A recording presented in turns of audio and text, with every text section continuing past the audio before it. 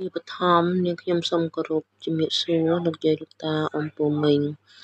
ហើយក៏សូមខន្តីអភ័យទោសរកកំហុសខុសឆ្គងដោយប្រការណាមួយចាហើយថ្ងៃនេះនាងខ្ញុំលើកយកធម៌អេមេហេទីយកមករៀនសូត្រហើយនឹងថតចែកជូនពុកម៉ែបងប្អូនលោកតាយាយរៀនសូត្រជាមួយនាងខ្ញុំ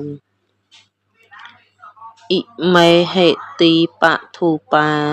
តិសការេហេពុទ្ធាងធម្មាងសង្ឃាំងអភិពោជយាមិមេតាបេតាទីនាងគុណវន្តានញ្ចមៃហញ្ចទីខរតាំងអថាយហេតាយសុខាយៈ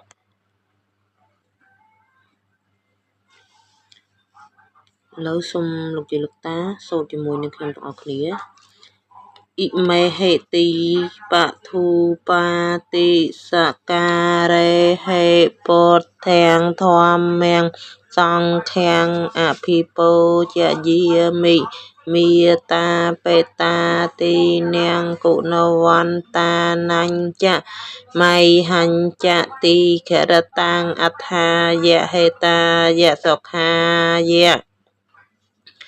ខ្ញុំព្រះករុណាសូមបូជាចំពោះនៅព្រះពុទ្ធព្រះធម៌ព្រះសង្ឃជាម្ចាស់ដោយគ្រឿងសក្ការៈទាំងឡាយមានទាននិងធូបជាដើមនេះដើម្បីសេចក្តីចម្រើនដើម្បីជាប្រយោជន៍ដើម្បីសេចក្តីសុខដល់អ្នកដែលមានគុណទាំងឡាយមានមាតាបិតាជាដើមផងដល់ខ្ញុំព្រះករុណាទាំងឡាយផងអស់កាលជាអង្វែងទៅង